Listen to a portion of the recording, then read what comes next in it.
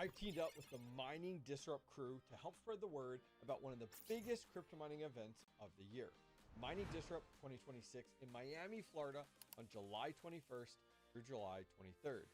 Beginners, home crypto miners, mid-sized farm operators, full-scale operators, everyone comes together under one roof in Miami.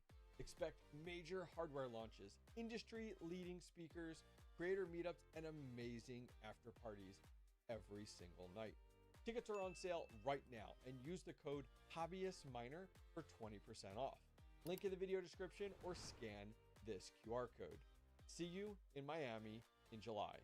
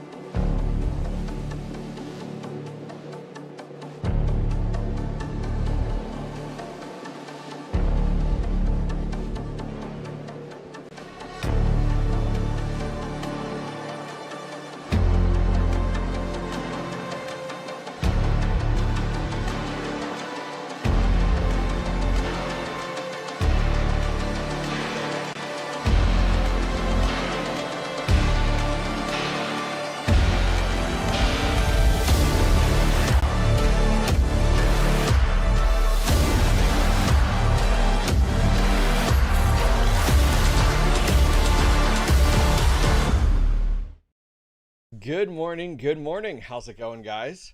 Thanks for coming to hang out with me. It is 9 a.m. on the East Coast, 6 a.m. on the West Coast. Listen, and then you jump overseas, and where are we at overseas? We're at like, what, 3 in the afternoon? Yeah, welcome, guys. Thanks for coming to hang out with me today. I do appreciate it. Let's do a quick sound check real quick. Let me know how our mic sounds. Good morning to TikTok. Thanks, guys, for coming to hang out. Do appreciate it. Instagram, thank you guys. We got Twitter and YouTube over here. Thank you guys as well. So just give me some thumbs up. Let me know, like, hey, microphone's good. I can hear you okay. Everything's sounding good. Really would appreciate it. I always got to set this up real quick, last second before, going live. I shouldn't say that, but I try to test the most I can.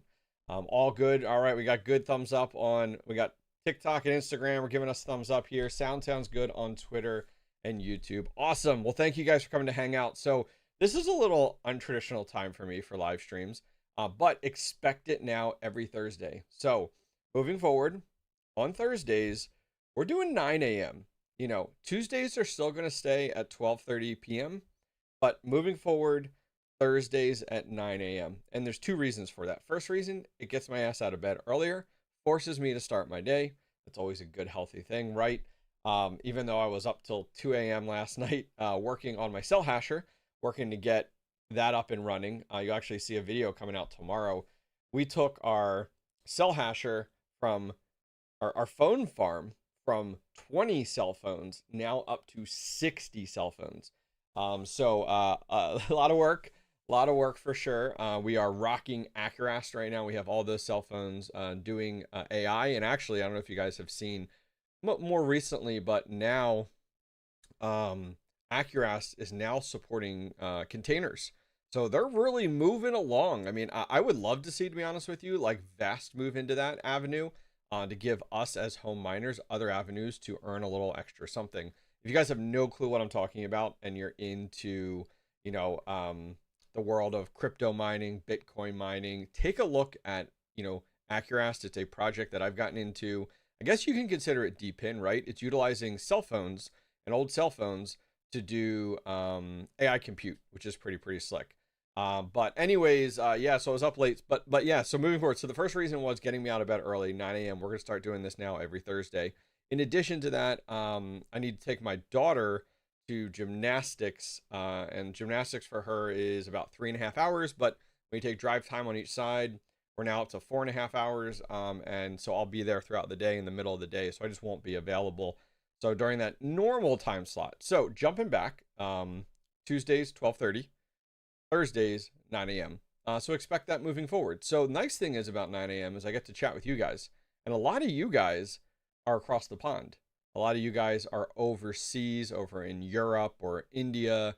Maybe some of you guys in Australia. Australia is a whole nother world. But anyways, it is nice to be able to chat with a different audience, a different, geolocation of individuals out there, out across the pond, as we say. So should be fun. So stop back on Thursdays. Thursdays will really be your day, which will be absolutely awesome, and happy to see it. But anyways, housekeeping's over. So let's go ahead, jump into things, kind of what we're chatting about today. So I'm yours. I'm here to answer questions. I'm here to chat. I have some things here for myself that I'm gonna bring up, give you guys an update on, kind of bring you guys into the circle there. But first thing, if you guys are interested, I'm excited for it. We broke 6,000 signups for the Hobbyist Inner Circle. And if you're like, I don't know what that is, that's okay. The Hobbyist Inner Circle is a monthly newsletter that I send out. And we just broke 6,000 signups as of yesterday. So thank you guys. It's totally free, entirely free to everyone. It goes out once a month, and it is a kind of behind the scenes type of deal. I can actually show you guys real quick, and then we'll kind of jump into it. But that's big, that's big. I mean, that's 6,000 people that want to hear from me monthly. Sorry, I'm like choking on those words. But let me bring that up real quick for you guys. I'll show it if you guys are on YouTube or on Twitter. We got Tech Nerd Army in here saying hello, all of you tech nerds. Well, good morning. Thanks for. I haven't got my power supply yet. I'm still waiting. Still waiting. Absolutely. So we'll see. But let me show you guys real quick. If you guys are interested, let me bring that up. Let's see. Where is it? There it is. So if you guys are curious, you can go over to my website, thehobbyistminer.io. So on your computer or on your phone, bring it up, thehobbyistminer.io. At the top, there's content and newsletter. That's what you see here. And pretty much what it is Hobbyist Inner Circle. Every month, get the latest home crypto mining opportunities, cutting edge hardware releases, promising cryptocurrencies I'm watching closely, and more. Gain practical insight into building and scaling home mining operations from someone who started with a single GTX 970 and grew it to a full-time mining farm in just 5 years. So that's pretty much the gist of it. I'll put a link in chat for YouTube and Twitter. It's a little difficult for my TikTok and my Instagram friends. But go over and check it out. That was exciting to see us go ahead and break that 6,000 mark, which was cool. We got in here. Cross B says, my first home miners gets here today. All this language is above me, but I'm learning here. I am on your Discord as JB21. Well, welcome. Good morning. What miner did you end up purchasing as your first? Would love to hear, what you ended up going with. Listen, I don't think you can go wrong, but I'm thrilled to hear that you did pick that up. WTC says, thank you for the assist via email on the VAST error. Oh, thanks, brother. Yeah, so not to go too much down that rabbit hole on VAST, but I have had a hell of a time with a CDI error that comes and goes, and I've been working with their VAST team back and forth, and having to put the rig in maintenance mode. And I thought I had it all figured out as of yesterday. They claim that it was due to a bad DIMM slot, bad memory slot. So I did remove that stick of memory. I'm down to about 225 gigs of memory in my VAST rig. If you guys are like, I don't know what he's talking about, I have an AI compute rig dedicated to a platform called VAST that has 4 5090s in it. And it gets rented a lot. And there's high demand for it. Great bandwidth, 2x2. I have 5x5 fiber here. It's actually 2.5 by 2.5 internally here. I've upgraded the network, but I've been having a lot of issues, which has caused me lost revenue because of the fact of the rig has been down because of a few things. And so that being said, their errors have come up. It like deverifies it, unlist it for a little while until it's fixed. And I got a real lengthy email from a guy named Yuri last night from VAST explaining that after all of this and all these things we thought it was, he says this is most common with the CDI error with like a bad riser. These are X16 risers using 2 SAS cables. It's pretty wild.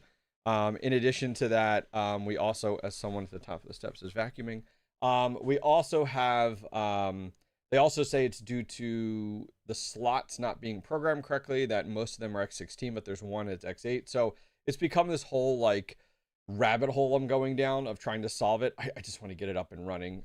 So yeah, WTC. Yeah, I got back to you last night. Sorry about the delay. Hopefully that was helpful, gave you some direction.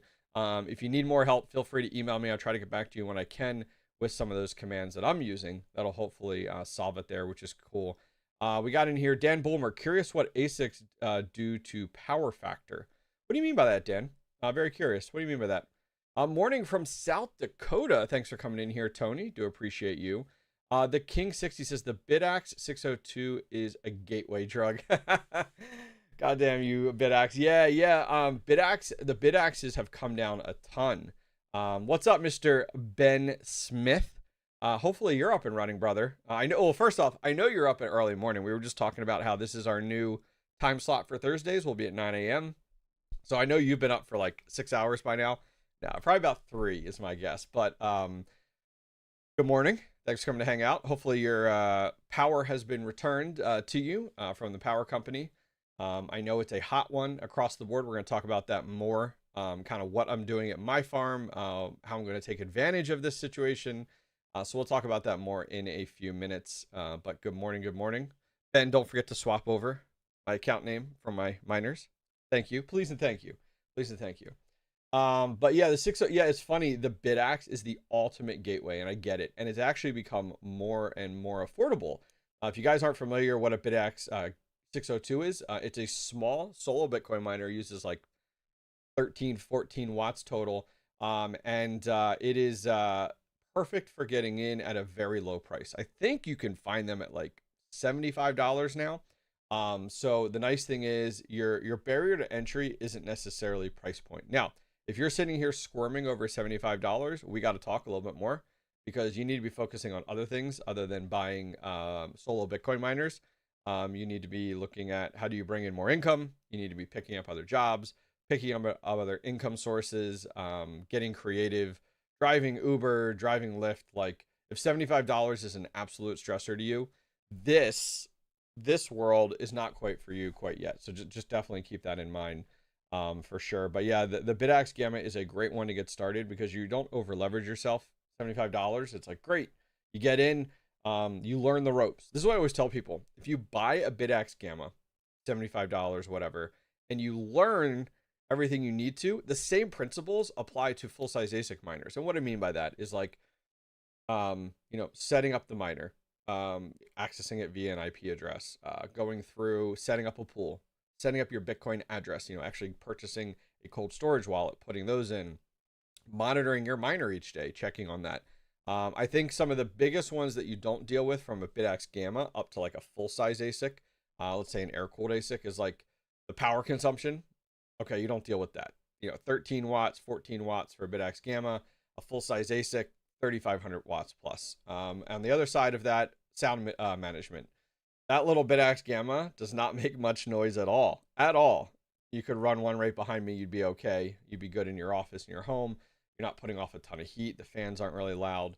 But when you move to a full-size ASIC, now you're talking 80 plus dB. You're talking dealing with, the noise and the heat. I mean, that 3,500 watts has to go somewhere, right? It's got to go somewhere. And so I think that's something super, super important to keep in mind as well. So, but the Gamma is a great introduction, absolute great introduction. As Tech Nerd Army says, power, heat, and noise. Yeah, that's what I always tell people. I have a decent amount of consulting calls. They've quieted down more recently, I think, because of the state of Bitcoin's price. As Bitcoin's price rebounds, and it's crazy, this is how it goes. When Bitcoin's price goes up, people go and buy a bunch of Bitcoin, right? It's stupid. Like, you should be buying it now when it's low. Right below 60 is my mark. 59, man. I'm shoveling in Bitcoin as much as I can. But as Bitcoin's price goes up, my consulting calls, I do one-on-one consulting calls with people that just want to get started, up to people that need a home for miners, people that, have some questions, that want to invest, how to offset some taxes, all those fun questions, even technical questions. That being said, they pick up as Bitcoin's price goes up. But one of the number one things that people reach out to about, and they don't even think about it, is like, hey, I'm just getting started Bitcoin mining. I just bought, let's say, an S21, and I want to run it at home. And it's like, holy cow. Like, yes, power is a question. How are we dealing with the power situation? not just like how are you providing that ASIC miner power? You got a 30 amp 240 volt, like you had an electrician come in, you got a PDU set up. Okay, cool. The heat, how are you going to deal with the heat? How are you dealing with the amount of heat that a Bitcoin miner, full size 3,500 watt Bitcoin miner is going to be putting out? And then, oh my gosh, how are you dealing with the noise? And then finally, on the tail end of power, it's electric. Like, I literally will ask the question on those calls of like, what's your electric rate?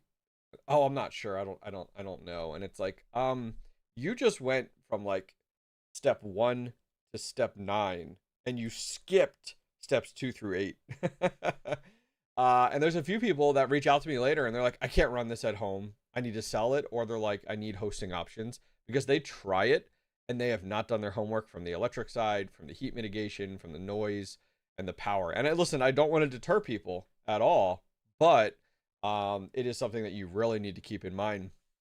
Talking on that, who else right now is getting destroyed with heat? Like, how hot is it where you guys are at right now? Love to hear from you guys. Most people in the United States, in like the Midwest and over towards the East Coast, are just getting decimated this week with heat.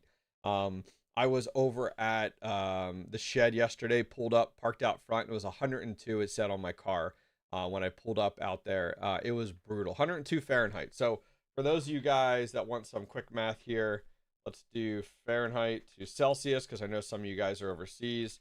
That's 38 Celsius. 38 Celsius. So it was 102.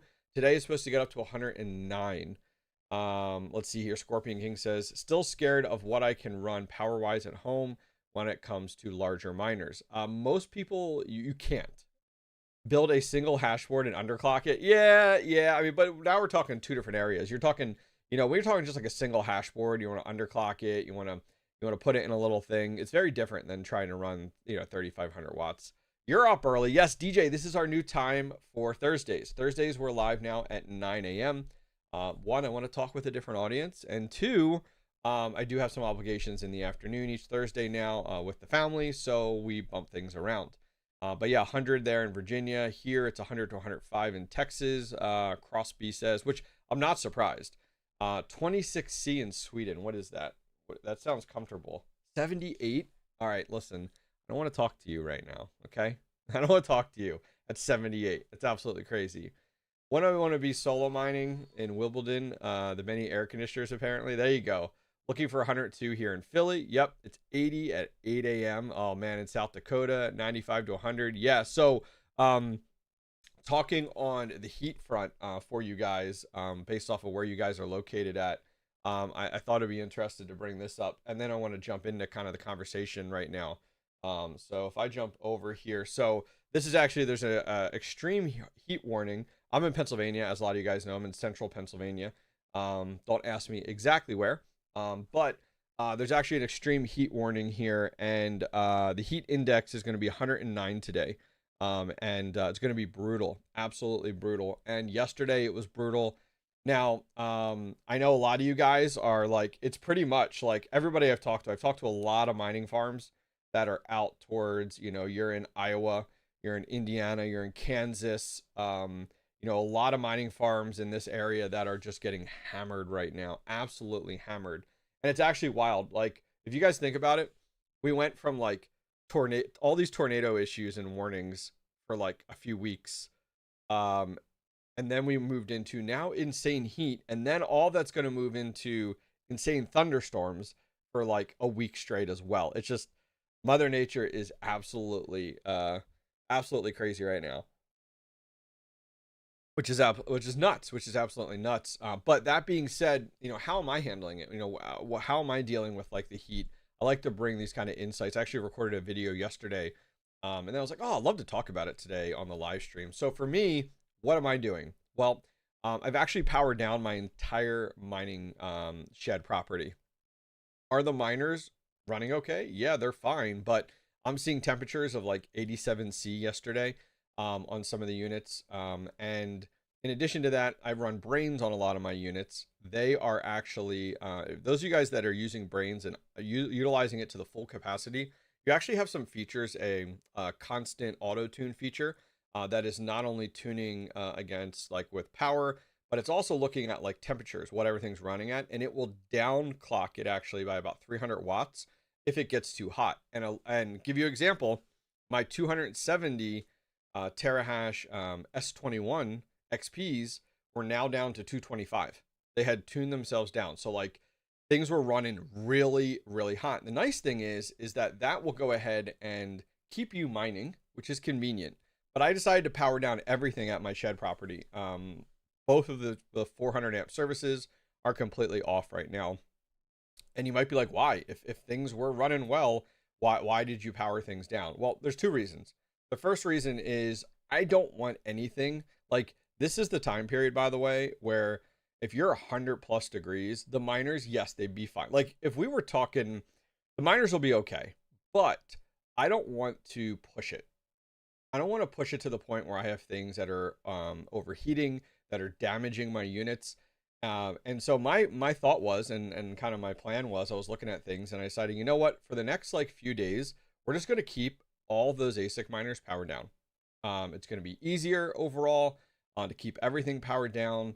I'm not going to be overly concerned about, you know, damage to units. And then on top of that, two other things. The profitability on a lot of those miners is not the best right now. So if I'm going to power down, now's a great opportunity to do it. Now we did see a rebound. We're up to about 61,000, which is okay, you know, which is good. I'm glad to see we've gotten back over 60. But yeah, I did shut it down. That's right. Techman says, shut it all down, more for me. That's right. That's right. So Techman brings up a fantastic point. So for those of you guys not familiar, take a look at some of the network hash rate over the next week for Bitcoin. And I think you're going to be pretty amazed because I think what you're seeing is you're seeing a lot of farms powering down, not for the exact reasons that I'm talking about. They're at much larger scale, but because of a few reasons. One of them being curtailment. A lot of power companies are reaching out to these mining farms that they have agreements with and asking them to power down. And sometimes it's for 4 hours. Sometimes it's for 8 hours. Sometimes it's like, it might be every day for 4 hours in there. And so what you're going to start to see is you're going to start to see that Bitcoin hash rate go down, the network hash rate go down because of this. So those of you guys that are still online, still, you know, up and running with some home miners that are pool mining, you know, maybe there's more pie for us, right? You know, I have my units here at home. They're still running. And so that's something to keep in mind is that when these hot temperatures, go like hit, especially like think of it, it's like half the United States is getting these crazy hot temperatures right now. It does provide, you know, more profitability for those of you guys that stay online. So I'm not sure if anyone else has seen that. It might take some time. You know, we're in our second day of 100 degrees in Pennsylvania. Not that there's a ton of Bitcoin mining farms in Pennsylvania. There are a few, but not a ton. But most of this you would see like those of you guys that talked about in Texas and stuff like that. I mean, you guys are you're the next level hotter. Like, you know, 100, 105, like, you know, that's more of a norm for you guys this time of year. But, you know, when you start to get up there even hotter, it just gets absolutely crazy. And the miners could run at 100 degrees. Let me make sure you guys understand it. You know, you could run your Bitcoin miners at 100 degrees using outside air. Like that's what I highly recommend for these larger full-size ASICs. That's what they're built for. But when you start to really push it to these higher temperatures, you know, keep an eye on your units. You know, you're going to see that they're not performing as good as they, you know, are expected to. You're going to see that those temps really get up there. And a lot of your Bitmain units do have a 90C cutoff. You know, I'm not sure on some of the other brands like AlphaPex, but because I run a lot of those as well. How hot is it inside for you? Well, inside my house, it's nice and cool. I got that AC cranking. Inside the sheds, it's a little bit hotter. On the intake wall, it's about 105. On the exhaust wall, you're about 108 in that regard. So that I'm not running full-size miners inside. Like you're not cooling full-size Bitcoin miners with air conditioning. Tech Nerd Army says TNA OS auto downclocks at your select temps. Nice. You can shut down individual boards to get less power consumption. I run 100% solar, so I want to max power them. Yeah, you know what? Like right now, solar is good. Right now, if you're running solar, like you're loving this extreme heat because the sun is so powerful that you're absolutely benefiting from it. I mean, I've seen here at my house, I have solar. We have about a 12 kilowatt system here. And so it's not insanely amount of a lot of solar, but enough that like right now it's loving it, absolutely loving it. It'll drop my electric bill quite a bit. I have a shop with a full AC, already paying the electric bill for my shop. What's an extra $100 to $1,000 a month? Yeah, you do not cool Bitcoin miners with air conditioning. It will be a never-ending battle, and you will not win. Promise. I promise. Absolutely promise. Most people run these things full tilt. You can run stuff in eco mode. Yep. So you can turn things down if you wanted to. Absolutely. Yeah, you can really do that. And there's lots of. I even power down my immersion units. I was just like, listen, I'm going to power everything off. We have 2 immersion units currently right now. We have an L9 in immersion. And then I do have a Canyon Avalon A1566i in immersion as well. That is an immersion built unit. I even powered those off, which is absolutely great. Let's see here. J Styles, wrong. Solar degrades output with high heat. Actually bad for the panels. Well, couldn't it go both ways, J Styles? So yeah, it's hotter, but isn't the sun stronger? Like, so doesn't it kind of balance out, is my understanding? Love the new time. Great for this left coaster. Good morning, Ray York. Good morning. Thanks for coming to hang out with us. When is the hash rate giveaway? No hash rate giveaway today. We'll be doing the lucky hash rate giveaway on Tuesday. I decided to, which will be fun. But once again, guys, thanks for coming to hang out. Those of you guys that are on TikTok and on Instagram, we're on Twitter and YouTube, all live at the same time. So it's nice to chat with some people that don't traditionally get a chance to join in on the live streams just due to the time. So that's worked out well. So I have my crypto mining compound, the sheds, all powered off. And definitely going to be taking advantage of that. But one thing I want to show you guys was some of you guys may, if you are on YouTube or Twitter, I have this black box that I have on the back side of my sheds. It's made by a company called Upstream Data. It's amazing. I love the thing. It runs really, really well. And it is a soundproofing box for running ASIC miners at home. If you guys are on TikTok and Instagram, unfortunately, I can't show you guys up on screen right now, but on YouTube and Twitter, you guys can see it. And it's badass. It runs really, really well. I actually have a Z15 Pro in there right now. I'm waiting for a shroud. Those of you guys that follow the channel, I use a shroud and an AC Infinity inline fan system, removing the traditional fans. And the nice thing is about this, the one on the left is mine. The one on the right is just like a stock photo, if you guys are seeing there. But anyways, something crazy. I was over there yesterday, and I was most concerned about my Z15 Pro in there. One, the Z15 Pro is my most profitable miner. I mean, that thing's awesome.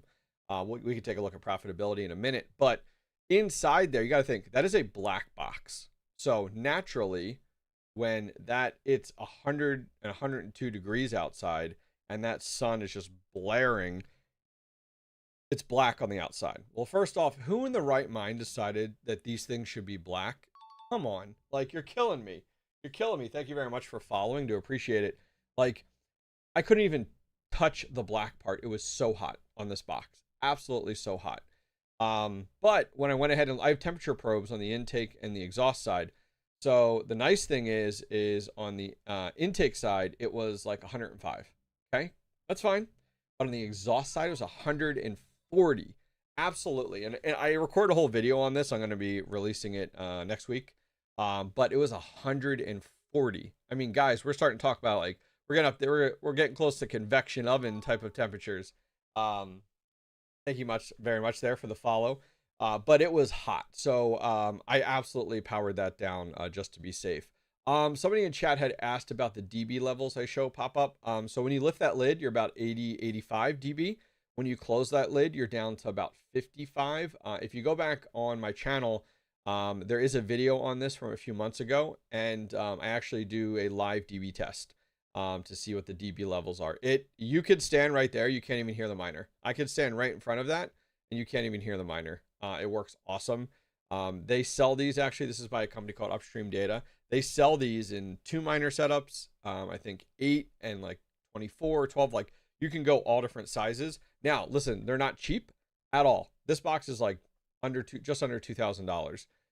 But it is very well engineered, and it actually uses acoustics to its advantage. So with acoustics, when you bounce sound around, it actually dampens that sound, and that's exactly how this is built. So like the sound, it kind of creates like this extended Z. So it hits a wall and then bounces down and then bounces down, and then goes out. It works really, really well. Go over and take a look at them. Go over and check out the video. It's very, very useful for something. I wanted this box because of the fact that I get in a bunch of ASIC miners that either one, I don't have shrouds for, so I can't swap into my normal setup to silence them, or two, I get prototype units in from manufacturers and I'm asked not to take them apart, but to run them and test them. And so this is a perfect solution for that, which works out really, really nicely. But that was so hot, crazy hot. You could build one. You could build one too. And a lot of people go the route of building it because they're disgruntled by the price. But literally, like, the nice thing is, and they actually have plans for those Upstream Data boxes. They have plans on their site. They're like, listen, you want to build it? Go ahead and build it. But like, they don't look as good. Everything I understand, they don't work as well. Like, it is just, for me, it is like, hey, if I can buy one and it cuts down on my time, labor, and frustration, let's go for it. Some people, they love that stuff. They're engineers at heart. They love to tinker that much that they want to build their own, and go for it. I think that's absolutely great. What was commented earlier? I was trying to catch up here. Got my GeoNet miner running yesterday. Nice. Good for you, dude. Great time. Great time for GeoNet. GeoNet is looking really good. Did you get the replacement fuse? Comes today. Casey, thanks for following up. Do appreciate that. We're going to do a repair video or a repair stream maybe next week, maybe Thursday, I'm thinking. And we'll give away those miners if we fix them. With solar, you want light, not heat. Wind can help with the heat. Oh, because it helps to dissipate it. Follow the 50% rule with solar if you are worried about burning out your panels. It's a huge waste of output, though, to feel. Okay. Thank you, Tech Man. Appreciate that. Jay Styles, I used to think like Hobbyist, the hotter it is, the better. It is unexpected, but the experience you can learn. Heck yeah. Heck yeah. 100%. DJ comes in. I wonder if you put shade over it, how much that would help. Yeah, I think that's a really good point, DJ. I'm actually going to make a note on that, because what I've done, bring that up now. Shade on black box. What I've actually been doing, thank you guys very much for the follows coming in quick. I guess you could paint it too, yeah. What I have done is, pictures of these that's me talking. So I was talking about the fact of like all this heat. We have the farm powered off right now during this insane heat.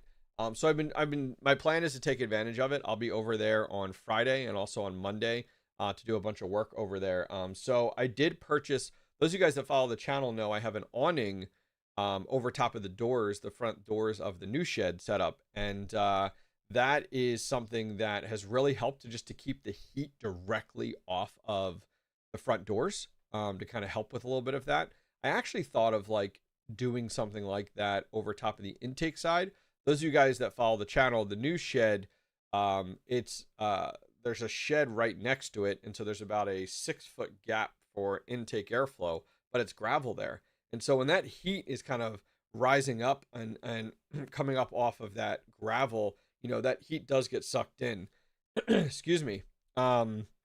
So the intake side on the new shed runs a few degrees hotter than on the old shed.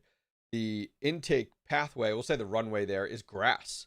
So it is a few degrees cooler. I thought about putting some type of like, what are those things like out in like Vegas and California? They are these almost like, I think they're called like sunshades. They almost look like a triangle, and they have small little holes in it, and it just gives a little bit of shade to an area, but allows air to flow through it. And you kind of hook it on with like carabiners and like hook eyes. I thought about putting that between the two sheds just to give a little bit of shade, just a tiny bit on that intake side. But DJ brings up a point of like, hey, can you put some shade there? And maybe I could put an awning over top of the black box, similar to what I did with the shed setup. is what I'm thinking, and see how that goes. So yeah, there's just different options just to get it out of the direct heat. It would be super helpful. I did pick up a awning. This one I'll show you guys if you guys are on YouTube or Twitter. I did pick up an awning here that I'm going to be installing on the old shed. The old shed, oh, sail shade. Thank you, Marco. Yes, sail shade. That's what they're called.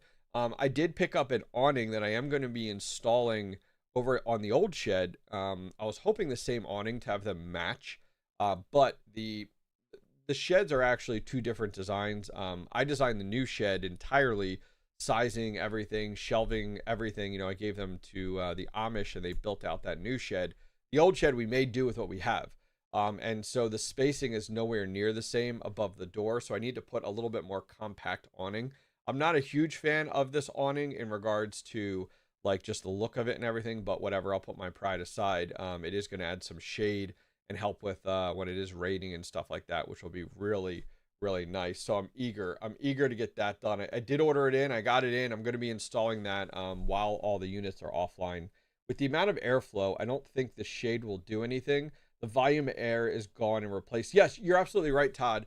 Where my thought is so this is just where my head goes, is air is coming in to the front of that intake wall. Let's say this is our intake wall and we have all that airflow coming in to the intake wall, right?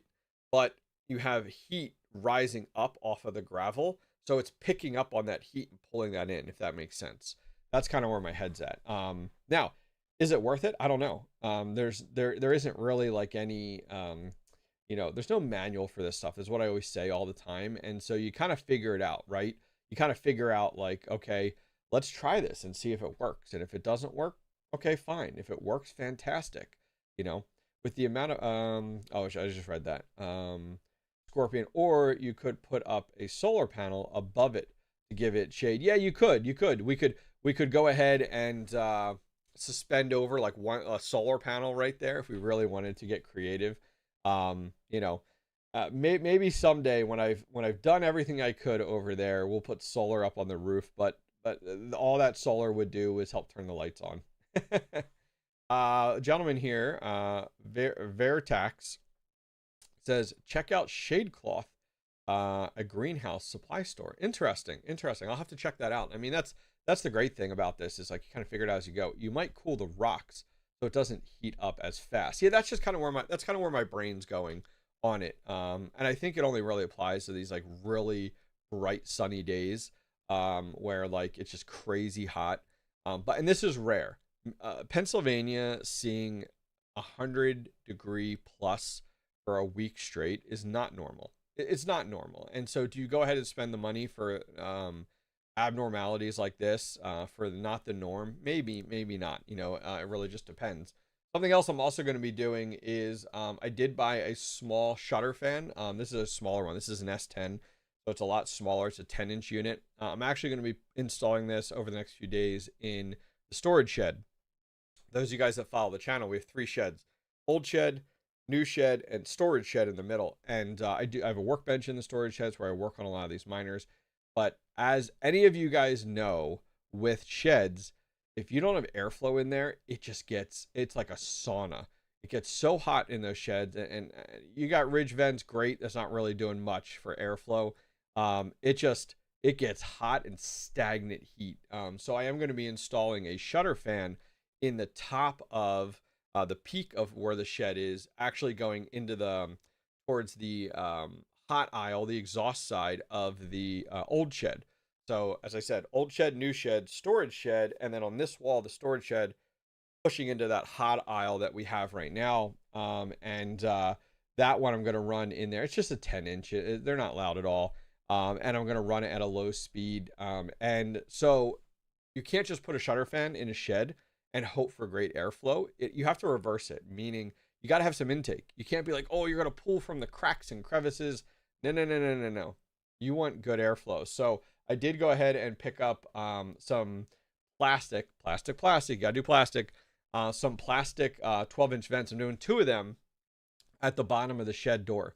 And so especially when I'm there, I'll crank that up and just get some airflow flowing. Now I'll have the shed door open when I'm working if it's during the summer. So it'll pull a nice little breeze will come through there with that shutter fan up there. But then when I'm not there, I'll just turn it down and it'll pull air through that door. Yeah, definitely looking forward to it.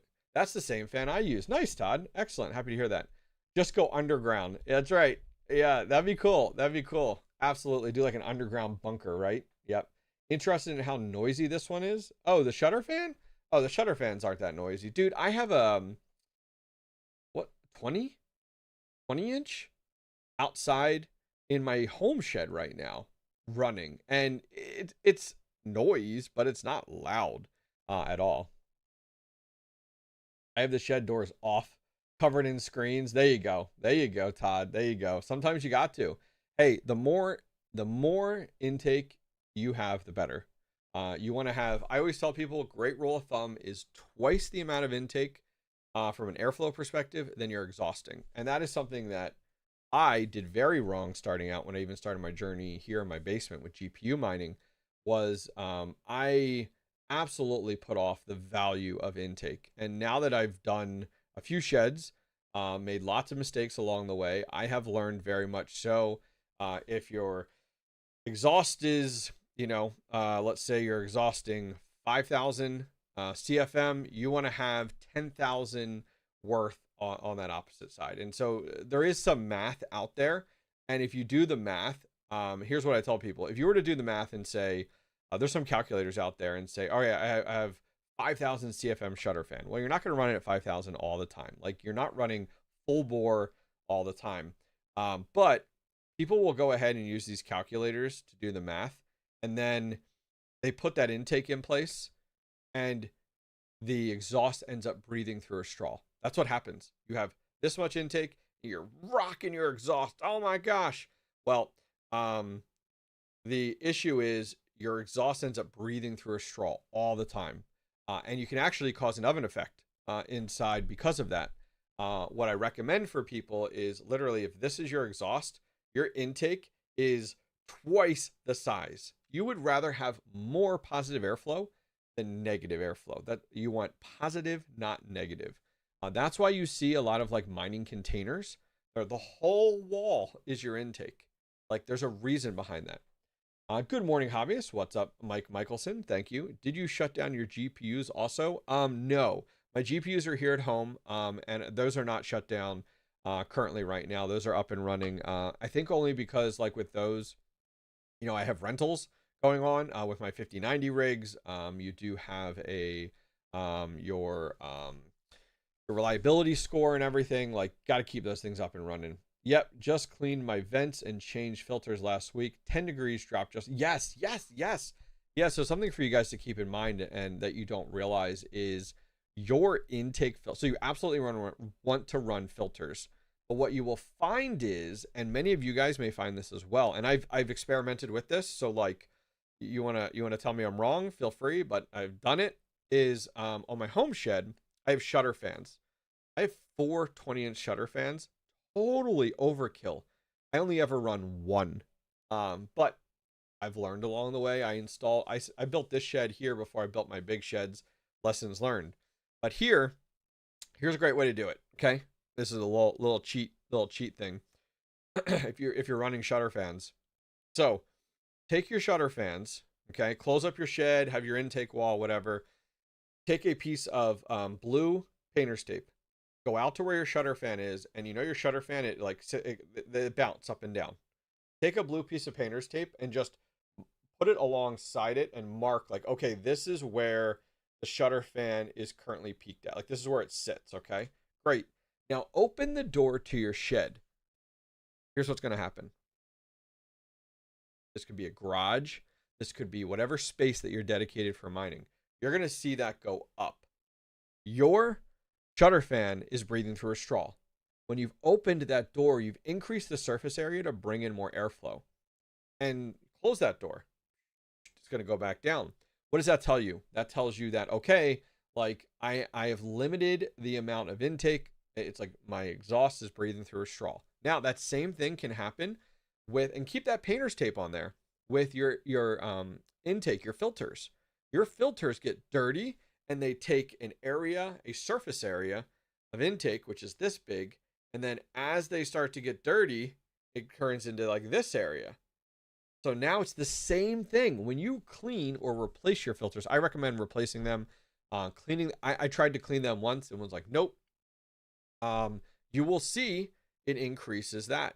In addition to that, the amount of filtration that you're doing changes. So what I mean by that is if you look at your intake filters, you have a MERV level. Okay, you have a MERV level. All right. The MERV level, think of it this way: the lower that MERV level, the less filtration. So less filtration it does, but the more airflow you have. So a MERV level of 1 has insane airflow, but barely any filtration. As you go up, you get to a MERV 3. We now have a little less airflow, but we have a little bit more filtration. You get to 5, you get to 6, you get to 8. Some people run these some people go crazy and try to find these like medical grade, like MERV 20, whatever. Guys, you're killing me. You're killing me. And here's why I say that. I have experimented with it. That same piece of painter's tape for the shutter fan. I've tried different MERV levels, and you can see that shutter fan open and close based off of the MERV level. And yes, MERV 3 is the lowest I've gone. It's a boar's hair. It's like a blue, and you can like see straight through that thing. I actually run at MERV 6. If you guys go over to my website, you can actually go to where to buy. There's a mining accessories section. And in there, I all the hardware I use, everything I use is in there. My filters that I use are in there. So I use a MERV 6. It's this like common ground of good airflow, but also decent filtration. And are your miners going to get pollen on them? Yep. Are you going to have to keep up with vacuuming your sheds, wiping things down, mopping them? Yep. But it's a fine line because you play that game. So yeah, it's something to keep in mind. Let's see. That is so interesting. Thank you for the details. 100%. 100%. That's the type of stuff. Some of those things, like I love jumping on consulting calls with people, and this is some of the stuff that comes up. They're like, listen, I'm buying a shed or I'm building a shed. What are some things I should keep in mind? Most people overlook intake 100%. 100%. I have to sneeze. Excuse me. In the summer, it's like every month that I have to change the filters. Yeah, so Chef, how are you determined? Like for me, I'm replacing my filters every 3 months, about 4 times a year. We replace them, and I've gone away from, even though I'm using gable vents, I've gone away from cutting the filter into that rectangle and putting it inside the gable and closing it. It's just become too much work. I go on the inside and I do a filter straight down between the 2x4s. And then we have pre-cut chicken wire, and I put them against the back side of it. And then we have screws that have like pan heads on them that go through the chicken wire into the wood, and it holds that filter in place. It helps out when you're replacing that many and doing that entire wall. If I was not in a residential area, I would remove that entire wall, remove the plywood and the filters, and I would just literally do, think of it, you have your bones, right? You have your bones, your 2x4s. You could do chicken wire on the outside against the 2x4s, filter, and chicken wire. That's really what it would look like on the outside. Change your filters when you change your house filter. There you go. There you go. I mean, yes and no. Bauer, you have to remember, though, the amount of CFM that you're putting through those filters is insane. I mean, based off where you are, pollen levels. Now I have a lot of farms. I'm in central Pennsylvania. I have a lot of farms in the area that are doing a lot of work, kicking up so much dirt and crops and all this stuff, making a mess, especially yesterday. You'll see it in next week's video. I'm like, I see a farmer and he's kicking up all this dirt. And I'm like, that's going in my shed.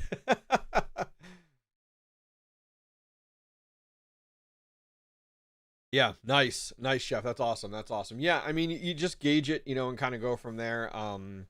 Next Monday we're going to be doing the filters in all the sheds. Joey Gambit's coming out, and we're going to be doing the filters in the sheds again. We got a bunch of work to get done, so I'm looking forward to it. I think it's going to be great. This is the type of maintenance that you have to do. It's never ending. It's never done.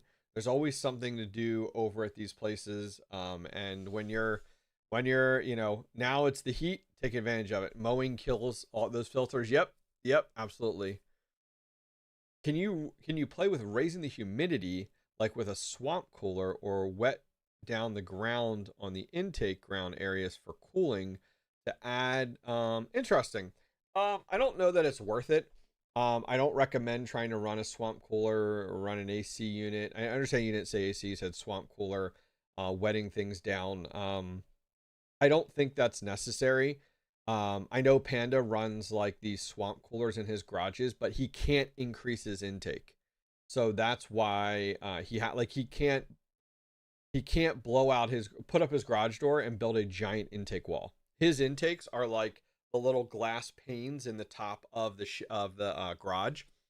So if you can't increase your surface area for your intake, you now have to find a creative way to cool down the air coming in because you're limited by the amount of air. I don't recommend trying to run you're trying to force, I want to be able to run this. At the end of the day, like if you're running big ASICs and you're looking at swamp coolers or things like that, I would probably recommend just having them hosted. I think you're going to pull your hair out. Absolutely. Cookie Mailman, get the miners. Thanks for the stickers. And winter is a swear word. I thought this was family. Come on now, dude. I'm ready for winter, man. Let's do it. Granted, listen, this year, wintertime, we're going to do better. Like we're talking about the heat today. We're talking about powering down. We're talking about dealing with better airflow. But like wintertime this year, guys, listen, I want you guys to hold me to it. We need to do a better job this year of closing up a lot of intakes. So we're closing down that surface area because as we drop the temperatures, something that Mike Michelson's talking about, in the wintertime, as the temperature drops, we don't need as much airflow because that air is colder. So I have pre-cut pieces of plywood that we're going to cover a lot of this intake with because the wintertime is now reversed. We want less airflow and we actually want to warm the air because like for me in Pennsylvania, we're down in the teens. So, we can get as low as like below zero sometimes. And so how do you deal with that? Like miners don't like that. Miners want like 40 to 50 degrees Fahrenheit during that winter time. So we're going to be boarding up some intakes. Okay. Still some intake. You need airflow. But we're going to be boarding up intakes. We're going to be opening up exhaust to pull some of that hot air back through, recirculating that heat, which I think is really, really important. We can bring in 50 to 55 degree temperatures, getting pulled back in. And then I even take some ASICs and prop them facing towards the intake wall to keep that heat up. My goal is like 50 degrees Fahrenheit. When it's 10 degrees outside, my goal is 50 degrees Fahrenheit inside that shed because I had so many units go out for repair during the wintertime. I had so many power supplies die. Now I sent them out for repair and they got fixed. I had to buy new ones. And now I have some spares because those capacitors heat up so hot. And then if they power down or there's an issue, it cracks. And you got to think that expanding and that heating, a lot of solders, what's it called? Solder joints where they crack, the expanding, the heating, the cooling.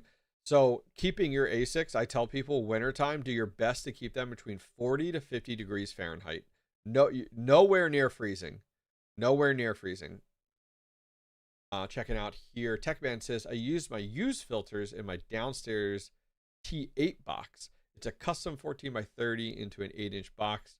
So it still has some life left. I don't pay for a filter downstairs. Oh, interesting. Okay. Looking forward to any new home miners from Mining Disrupt, not just solo miners. So,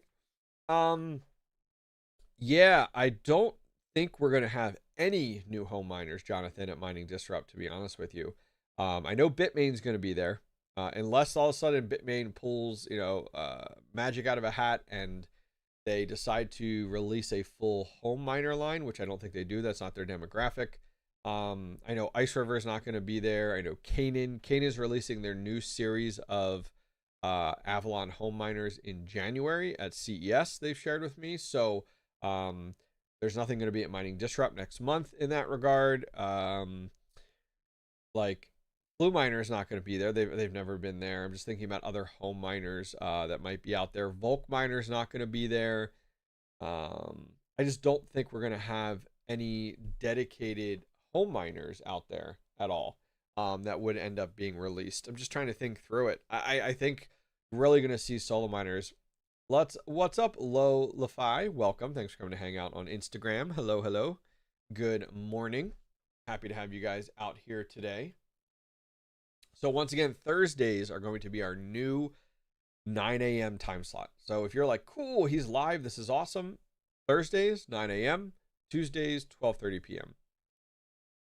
Haven't quite gotten a shed yet, but looking at some venting in my basement to either run heat outside. Why is this going off? There we go. Outside in summer and blow into the furnace. Yeah, so that's a great idea. Tony, I love the idea. I did this last year. I actually have a video out there on it. I actually took a S19K Pro and it had LuxOS on it, I think I had. Yeah, LuxOS on it, and turned it down and tuned it down quite a bit. This had the Urlacher kit on it, and was able to plug into 120 and had it piping into my return duct. I actually like ran a collar on my return duct and piped it right into the exhaust. Turned things down, and that put heat into my return duct so that as it went through into the furnace, the furnace didn't have to work as hard or power up even at all. And then the entire furnace system pushed it through the rest of my house, which was awesome. So it's a great way to do that. I will say, because I've done it, Tony, I used to run a lot of GPUs here in my basement, almost about 100 GPUs. So a significant amount of heat and power. I killed my home furnace. My AC vents were sweating. It's 120 degrees. Go back on my channel and take a look at some of my videos. Take a look at the playlist, my crypto mining basement. Watch those videos, and you will find very quickly mining in your basement and trying to like suck the air out of your basement that's too hot and put it outside is an absolute nightmare unless you're pulling air in. So you can't just exhaust the heat and pull the rest of that through the rest of your house during the summertime. You're literally taking that cold treated air from your air conditioner and you're exhausting it. So now where does that, it has to replace that air. Where does that come from? Comes from doors, comes from windows, pulls it from outside. Now you're pulling hot air in through the cracks of your house, and it hasn't been treated yet. And now your air conditioner has to treat it, and then you're blowing it outside. It causes a massive amount of humidity, causes your cold AC vents to sweat, and in the end of the day, killed my AC. I had to replace my entire AC unit. $8,000. I do not recommend it. I do not recommend anybody. I get it. I started just where you were. But the second you start exhausting heat outside from your basement, it's time to pause and to move things to a even small shed. We've done videos on the channel, guys, where you can buy a little 4x6 garden shed little small little thing, and put it outside and retrofit it with airflow, retrofit it with power. It's night and day. As soon as you start exhausting heat from your house, from your miners outside, it's time to pause. It's time. Like, just stop there and go, wait, Hobbyist warned me about this. I need to stop where I am. What's up, Carbon Black? Welcome. Thanks for coming to hang out. Thank you guys. Thank you guys very, very much. Yeah, this is fun. This is a fun to chat with a different audience. 9 a.m. Thursdays. Oh, so while we're hanging out, I wanted to show you guys. Check this out. So, if you're on YouTube or Twitter, we did pick a winner. We were giving away an RTX 5070 Ti, the sweet MSI Ventus. We did pick a winner yesterday, actually last night. Storm Shadow, and he actually emailed me, got his address, passed it off to Sell GPU. It was a sponsored giveaway. Great turnout for this giveaway. Lots of entries. So yeah, that went awesome. So congratulations to him. I actually had a handful of people try to email me claiming they were him. That was entertaining to say the least, not realizing I can see every entry method, what other entry methods you have. It even shows the same entry methods from the same, like what IP addresses, things like that. So what I do is, like, when someone wins, I have them validate through one of their other entry methods. And I had several people email me, be like, "Hey, thanks, I won. Here's my mailing address." And I'm like, "Whoa, hold the phone. Let's validate it's actually you." Let's see. Carmen says, "In my workshop, I use 6-inch hydroponic exhaust blower fans with ducting from the outside." Yes, pull air in from the outside and then exhaust that heat. You have to replace that airflow. You have to replace that airflow. We do have another giveaway running right now. We just kicked. I can't find my mouse. There we go. We do have another giveaway we just kicked off this morning. I'll put a link in chat, guys, if you guys are interested. I'll put for at least for YouTube and Twitter, Instagram and TikTok. Just go over to my Twitter. You can see the giveaway. We are doing a giveaway right now with actually Terra Hosting. They are doing a giveaway for an RTX 5070. We'll be running this all through July, so no rush. You don't have to like cruise over there to do it. But it is on my Twitter. If you're in my Discord, guys, in Discord, go to the giveaway section. You'll see this giveaway. We just kicked this giveaway off this morning. It'll run through July 31st. Go over, enter. Love to see when community members win these. We do a giveaway all the time. Like, we're not just running giveaways on YouTube and videos. We're running them in Discord. We're running them on Twitter.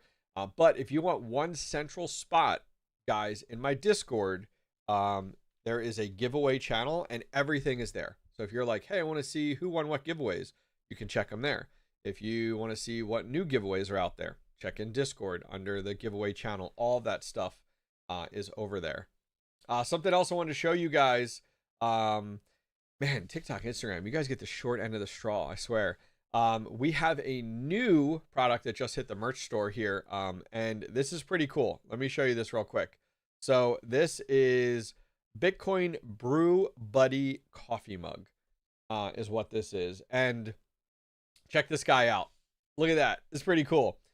Bitcoin Brew Buddy mug for miners who run on hash rate and caffeine. Start your morning like a true hobbyist miner with a hot cup of motivation in hand. This ceramic mug is built for the grind, whether you're tuning ASICs, checking your overnight earnings, or just enjoying a quiet moment before the fans spin up. On one side, you'll find a new caffeinated companion, a friendly Bitcoin mascot sipping his own steaming cup of joe, complete with a playful orange body and an unmistakable BTC grin. It's the perfect reminder that even Bitcoin needs a little boost to keep things running. Flip the mug around. Here we go. Look at that. That's cool. Flip the mug around and you'll see Hobbyist printed in a clean, stylish black font, a nod to the community, the passion, and the miners who make magic happen one block at a time. So it is dishwasher safe, heat resistant, comes in 3 sizes, 11 ounces, 15 ounces, and 20 ounces if you guys are interested. And I love that. Whether you're sipping espresso during a firmware update or enjoying a late night cup while watching the mempool, this mug brings personality, fun, and miner pride to every pour. So anyways, guys, I do have a discount code if you guys do want to pick one up. You can go over and pick it up over on the merch store. You can find the merch store on our website, thehobbyistminer.io, and then go to merch. And a discount code if you guys want it. It's just you can use Discord, you can use YouTube or Twitter based off of where you're watching. Just use that word, Discord, YouTube, or Twitter, and it'll give you guys a discount at checkout, which is cool. GVN, what's up, man? I think I saw your comment earlier. I just bought it this morning. Can't wait to get it. Heck yeah, look at that guy. I actually had a custom artist actually design it, which is pretty cool. Loving the lucky mining. Today's event block is mine. Nice, Carbon. Yeah, we're going to be doing, I'm talking with them. We're figuring out a hobbyist miner power hour with lucky mining. We're going to be live before the event starts, giving out power passes. We're going to be live during the event for about an hour. It should be cool. Love it. Love it. Love it. Love it. Welcome, guys. Thanks for coming to hang out once again. If you're on TikTok or Instagram, hello. Thanks for coming to hang out. If you're on Twitter or YouTube, good morning. As I talked about previously, for new people coming in, this is our new time on Thursdays, 9 a.m. So give me a chance to chat with a whole different crowd, which is cool. We're still going to keep Tuesdays at 12:30. That'll give us a different crowd there as well, which will be cool. Let me swap over here. Bam, there we go. Kevin says, my node is in my living room next to my router, but my miners live in my detached garage with its own power source. Heat management is essential at any scale. Yes, yes, yes. Now, I assume your node, your Bitcoin node, your pool, I'm hoping it's on the same network as your detached garage, and that there isn't any wireless extenders or anything like that, because I would personally have your node right next to your miners on the same LAN, on that same subnet. And you want to cut down on the actual latency the best you can. What's up, Patrick Murphy? Thanks for coming to hang out, man. Appreciate your support. I didn't know there was a discount code. Well, listen, next time you go to buy something off the merch store, just hit me up and I'll make sure you get a discount code for sure, which would be cool. GNV, there's even a discount code for my moderators too. Moderators get a bigger, those that are moderators get a bigger discount on my merch store. You guys get 25% off. So you guys, as a little thank you back to you guys on anything on the merch store. Are you doing a drawing today? No giveaway today. We're just chatting it up. We were just chatting about the RTX 5070 Ti winner. That we picked the winner last night, and then we just kicked off a RTX 5070 giveaway today. And so we got a lot of giveaways rolling in currently right now. Carbon Black, what package did you end up buying? Amount of hash rate did you buy on Lucky? Very curious. Nice, Kevin. Nice. So if you're all on the same network, then that's perfect. That's perfect. I'd be crazy not to buy. Love it, Patrick Murphy. Love it. We were talking about our new coffee mug with our little Bitcoin brew companion. That was cool. It was cool. It turned out good. Turned out good. I use custom designers to design everything from the shirts to now the mug. This is the first mug, and I'm excited. The merch store's been doing well. We have a lot of interest there, especially with things. Late to the party, what I miss? Everything, Dragger, everything. No, you're good. Cliff notes, it's hot as hell outside. We've powered down our mining farm over the next few days. We're going to do some maintenance over there while it's so hot, just to protect the miners. What else? This is our new stream time on Thursdays, 9 a.m. Let me know your guys' thoughts. If you guys like the 9 a.m. time slot on Thursdays, we're going to keep 12:30 on Tuesdays. And the merch store, we just released a new product on the merch store, a Bitcoin Brew Buddy coffee mug. Go over and check it out. You can check it out everywhere. Love that shirt. This is the Hobbyist signature shirts. These are definitely more expensive, but these have the GPUs on it. They have the American flag on it. We also have the Hobbyist logo. And then on the back, there's a little GPU. And there is Hobbyist written actually inside of the shirt, which is pretty slick. We also have ones with an ASIC miner on it too.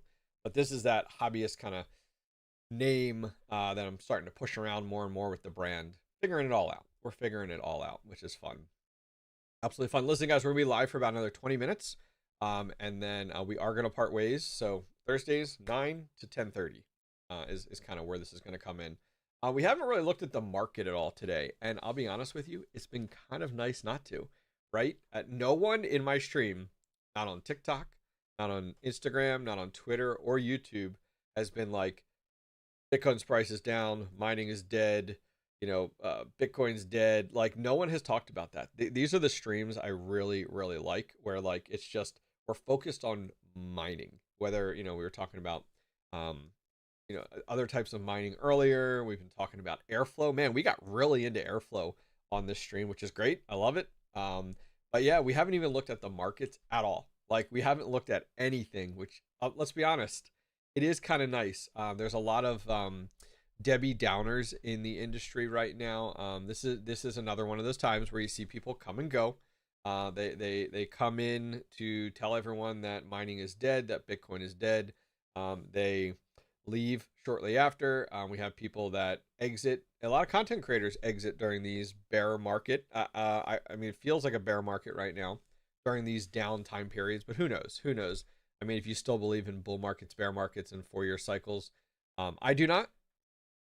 But there's a lot of people that tout that, especially here's what I always do.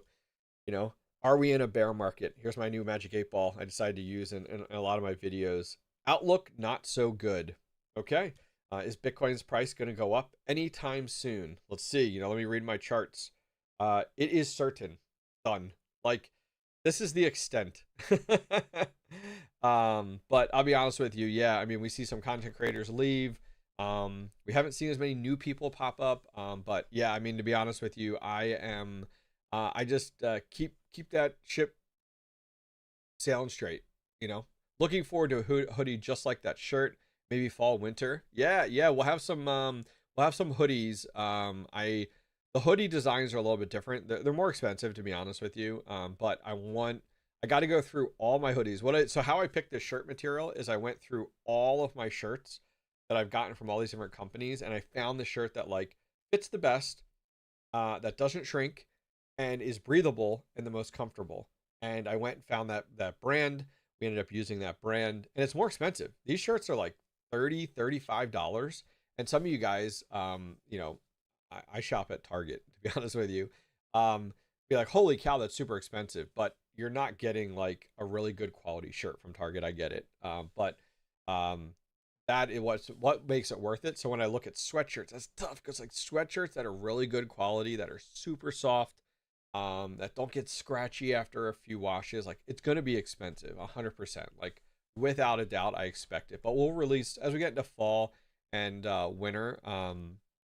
I have I don't know what you call them, an assistant, contracted employee, an intern. I don't know what you'd call them in there, but I'll have him start to look into those as we get into that time period.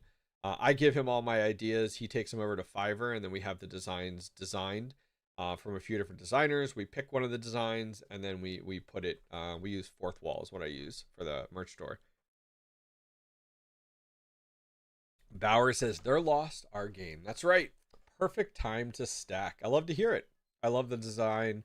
It's like my NASA shirt design. Oh yeah, yeah, yeah. Is that the one that has like a little globe and like the word NASA right next to it? Is that what you're thinking? Because I can see that. Yes. Who's coming downstairs? I hear somebody coming down the steps here. One of my kids. All right. So we have about 15 minutes left on our live stream here. Let's jump over, take a look. Look at that. Only in the last 15 minutes are we looking at the market. Now, we started the live stream at about 61. We're actually at 62 currently right now, so I'll take it. I think it's great. Man, I always look over and look at ETH when it was like 4,000, and we're down to 1731, which is absolutely wild, to say the least. Man, XRP. Now, listen, you don't have to love XRP, but I like money, and I like making money, and I like when my crypto goes up. As those of you guys that have followed the channel, I've been into XRP since 17, 18. And I did cash out some at $3.21. It's so brutal to see it at $1.11. Patrick Murray says, I finished up my self solo mine 1 million Neoxa, so it's time for a node. Wow, good for you, dude. I have a few of their nodes right now. I give you credit for mining 1 million Neoxa. I mined about half of that, and then I went and bought the remaining, and it was when it was crazy expensive. Now I feel like, what is the cost for 1 million Neoxa? Like $100? Not even, which is so painful to hear. Solana's at 81. Solana is like a no-brainer, man. I continue to invest into Solana without a doubt. Dogecoin is at 7, not even, is it 7.5? I want to say 75 cents. That would be a pipe dream right now. Is at 7.5, which that is painful. But it's all reflective of where Bitcoin's at right now too, which is wild to see. Let's jump over here. I wanted to see, yeah, like Solana here. Solana is actually up for the last 30 days, which is kind of nice. I'm not going to lie. Not going to lie at all. I did purchase a small Caspa miner just to mine it. $40 on eBay. I don't mine it yet. So this is just, yeah, see, the nice thing is though, Jonathan, like you bought a Caspa miner, right? It was $40. My guess is it's like a KS0, KS0 Pro, whatever. And you're using like 50 watts. So you're not going to see any changes like to your electric bill. Granted, you're not going to earn much Caspa, but Caspa's network hash rate has just plummeted. So we'll have to see, you know, kind of how that's doing there.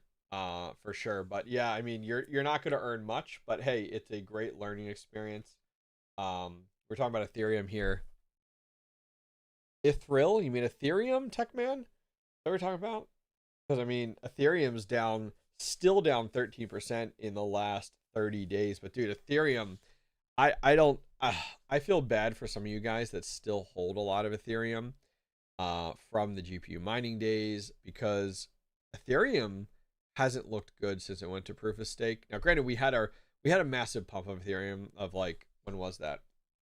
That was, yeah, 4,900. So that was amazing in August of 2025. And like, hopefully you took some profits from there. But since then, dude, I'd say in the last like year, oh, Ethereum has just tanked and just continues to have challenges over there. I don't know. I don't know, guys. That's wild. Also got a KSER Ultra to play with. Oh, PowerPool has a node. Nice. There you go. Ithil.net. I don't know what that is.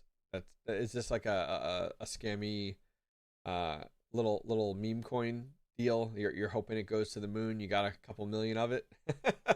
That's what I'm thinking. That's what I'm thinking. I've gotten out of all these little small cap coins. It's not worth playing. Not worth playing in those sandboxes anymore. Dude, Dogecoin killing me. Most of my mining farm is script miners, and so a lot of it is very like a lot of my profitability is contingent on the success of Dogecoin, because it's script mining. Now I'm not holding a ton of Dogecoin anymore. Still have a decent amount, but most of it every single day it's getting converted over to USDC and Bitcoin. New poo-poo coin. I am not surprised. Yeah, I mean, dude, Dogecoin's down 23% in the last 30 days. It is painful. Painful. I'd probably recommend buying it right now versus mining it, to be honest with you, if you were considering it, because that just hurts. That just absolutely hurts. Heck, man, Attack of the Part 2 coins. Oh, though that crap. Yeah, man, those are your get rich quicks. Hobbyist miner, good evening. Arwin Lokri, welcome. Thanks for coming to hang out with me. Good evening. Interesting. You must be like, where are you located? You're definitely across the pond somewhere. Same here. I have 5 L9s. Yep. Yeah, I mean, here's the difference, okay? With your L9, like you're accumulating right now, most likely, and then I would absolutely sell on the way back up. But it's painful. I mean, granted, that's 7 cents. Let's go up to 8 cents. Hopefully you guys are like hosted or something like that. You're making $1.55 a day, so nothing crazy. Yeah, it's a tough game right now. It's a tough game for miners. Your profit margins are that big. Excuse me, that was a big yawn. I haven't finished my cup of coffee and it's almost 10:30. Thank you very much there for subscribing, Bonnie. Thank you. But yeah, it's funny. Like, I'm not one to dwell on the market conditions right now. You know what I mean? Like, that's why, like, if you guys have noticed, like, I don't start my stream talking about the current state of the market, how things are going. You know, I am very much like, okay, we'll spend the last 15 minutes looking at the market, and we only spent like 10 minutes looking at it. But it's like, dude, let's not dwell there. What's my stance on Zcash? So great question there. I have no loyalties, no long-term commitments. I literally hold no Zcash at all. I merely use Zcash as a tool. And so I have a Z15 Pro right now. Let's see how that's doing. So right now on the market, when you take a look, the Z15 Pro is the most profitable miner out there, above any hydro miners, above everything. And so I'm still very thrilled that I spent the money. The Z15 Pro, even at 8 cents right now, is still earning $24 a day, which is absolutely outstanding. Amazing to see that with that miner. Mine cost me $6,300. If you guys remember that story, I originally bought it for $42. The supplier came back to me a month later when Zcash pumped and said, hey, we can't fulfill this. Really got screwed over at 42, ended up spending $2,000 more to get it for 63. But most profitable miner right now. Now, that being said, I am not holding Zcash. I'm not hodling it. I'm not playing that game. Listen, Zcash is the most profitable thing to mine right now. It's amazing. Take your profits in that moment. Don't play the game. Don't hope it's there. Now, when you look at it, you know, Zcash right now is down from where it was just like 2 months ago, but the whole market has tanked from there. But that being said, I mean, you know, looking at Zcash, Zcash is something that I would mine into and liquidate. That's what I do with Power Pool. I mined a Power Pool with my Z15 Pro, and I take my profits in 95% USDC and 5% Bitcoin. And you might be like, what are you doing? Well, this is what I do full time. So like, you know, I need a little bit more spending money there. I also need to cover electric bills. We got some big electric bills there, guys. And so I am accumulating Bitcoin significantly slower, but I'm doing 5% of all of my mining rewards every single day is accumulating into my long-term Bitcoin holdings. So that has been great, you know, and literally I rarely look at that address, that Bitcoin address. I rarely look at it at all. Just listening from the Philippines. Welcome. Looking at Z11 and possibly Z15. I would not look at either of those. I'd only go with a Z15 Pro. You are hoping yesterday's outdated technology is going to bring you some profitability. I don't think that's the case. I mean, a Z15 isn't bad. Okay, I shouldn't say that. Z15 is still pretty dang good if you can find it cheap enough. But I think that's going to be hard. Zcash's profitability is well established now. I think it's going to be hard even to find a Z15. A Z11, you're like just floating. So maybe, but we got to be talking dirt cheap. Like if you can find it for $100, maybe, you know what I mean? You know, it's very like, I just old guys, 2019 technology. Just keep that in mind. Like you got to find it dirt cheap somewhere. Even like here's one. I have one of these for sale actually on my Discord. Anybody wants it? Hit me up. This is Z9 Mini. Z9 Mini pulls in not quite profitable, 20 not even 23 cents. If you're at 8 cents. Now, if you don't really care on the power consumption it uses because it's only 300 watts. But on my Discord under Hobbyist store, I have one of these for sale. It's actually sitting like 10 feet from me right now. If that's something that you guys are interested in. Mine straight to BTC on PowerPool. There you go. Listening to see viewers from across the planet at where it is nighttime over there and daytime over here. Oh yeah, that's right. Listen, I always say they people across the pond, some people are in the future. Like they're that far ahead. I can't run a T3 V2 on 240 volt 16 amp home electric rate. You could, yeah, you that's fine. Well, actually here, let's see. It's a 16 amp, 16 amps times 240. Because you do your amps times your voltage. Yeah, that's 3840. You have plenty. You can run it on there. What makes you think you can't? Happy 250th birthday, America. We're not there yet. We're not there yet. We got some time. We got like 2 days. We got like 2 days total. All right, guys, we are live for another 5 minutes. 5 minutes. What are your questions? Throw them at me. TikTok, Twitter, YouTube. Please let me know. What questions do you guys have? I'd love to answer them right now. We got about 5 minutes left. And you know me, I got our long-winded answers here, so we might only get one question in here. We'll have to see. But I will be live again on Tuesday, 12:30 p.m. Eastern, and then we will be live again on Thursday, just like right now, at 9 a.m. So if you guys got a chance to tune in, you're like, heck yeah, love it. I'm new to all this electric stuff, so thanks. Yeah. Well, do your homework first before you buy anything. Do your homework first, especially stop in the Discord, ask in the Discord. Make sure your math is mathing. Make sure you're understanding correctly. Yep. Canada Day was yesterday. Here goes America. 4th of July. That's right. That's right. Dude, anyone else see USA's win last night? Dude, that second goal was crazy. Crazy. Can't believe the red cards, too. Oh, man. Absolutely nuts. Nuts. I watched it off to the side. I was working on my phone farm. My 20 cell phone farm on Accurast. I finished it finally last night.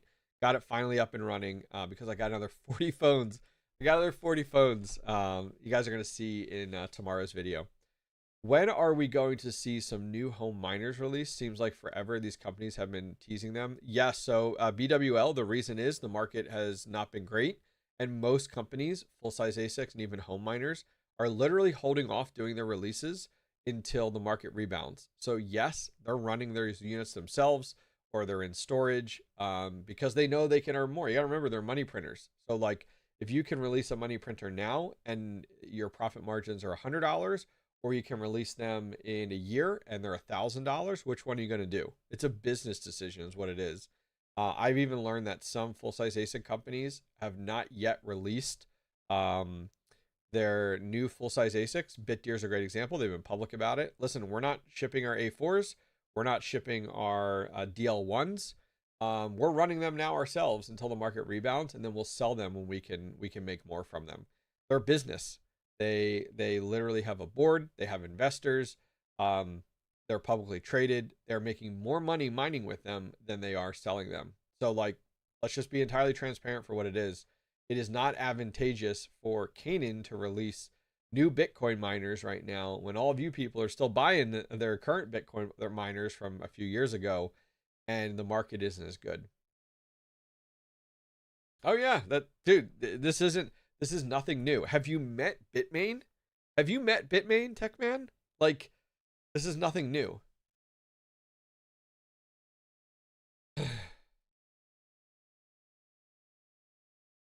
Heard some weird noise. Did you guys see me look around? It sounded like a fly, like running into one of my lights. It's literally what it sounded like. Seems like a company that did the opposite could make a splash, possibly. I mean, that's why we see a lot of these solo miners releasing. But dude, have you guys seen these solo miners? The prices of these solo miners per hash rate is going down and down and down. The profit margins, though, are becoming slimmer and slimmer and slimmer. And then people get upset when there's another new solo miner being released. You know what I mean? Like, oh my gosh, another new solo miner? Well, yeah, 100%. I hope this is not rude or anything, but what is your electric rate? Right here at my house, it's 17 cents. So that's why I'm running only a few solo miners with my AI rig. Over at my crypto mining shed property, it is 7.5. But I'm on a contract there, commercial rate and everything. Do you get daily rewards from your GeoNet? Yes, I get daily rewards from my GeoNet. I have my payouts in the Solana chain. You can either do Polygon or Solana. I do Solana. What's the next coin that Bitmain props up in order to sell miners? They're in Zcash right now. Bitcoin is just a constant. Script, I think, is just mature enough. You're thinking like your major altcoins. I don't know if they'll dabble in that again. They didn't release a higher hash rate Caspa miner like in a long time. I don't know if they'll go down that alley of taking those risks. You know, like for like a few years, within the last few years, they played that game, right, of releasing these different altcoin miners that just decimated the networks and destroyed the coin. Aletheium we saw out there, was the AL1. Granted, most of that was Ice River with their AL3. We saw Caspa in there. Alio. There's been a number of different ones out there. Maybe not necessarily Bitmain, but yeah. Sorry for being too chatty. Dude, you can't be too chatty. This is the place. All right, guys, listen, I got to go. I got a busy day ahead of me. I appreciate you guys joining me. Listen, keep an eye out for tomorrow's video dropping at 8 a.m. If you guys enjoy this stuff, here's something I'm playing with. Last thing I'll leave it on. Something I'm playing with is doing a weekly podcast that is just like this. But we'll be releasing on my podcast. If you guys didn't know, yes, I have a podcast. And I have talking head style like this releasing on that podcast. Some of it is the video format that's just been moved over to audio. But I'm thinking about doing a dedicated podcast only. Excuse me. So it'll release on the podcast each week with just kind of like this, talking what's on my mind, what am I seeing in the market, what's going on with hardware. And it would release only on the podcast. If you guys like podcasts, you like audio stuff, go over and check it out on every platform. Just look for the Everyday Miner Podcast. Thinking about doing it. Thinking about just adding it to the list of content. But anyways, guys, I'm going to head out. Thank you guys very much for joining me. I'll see you guys next time. Take care.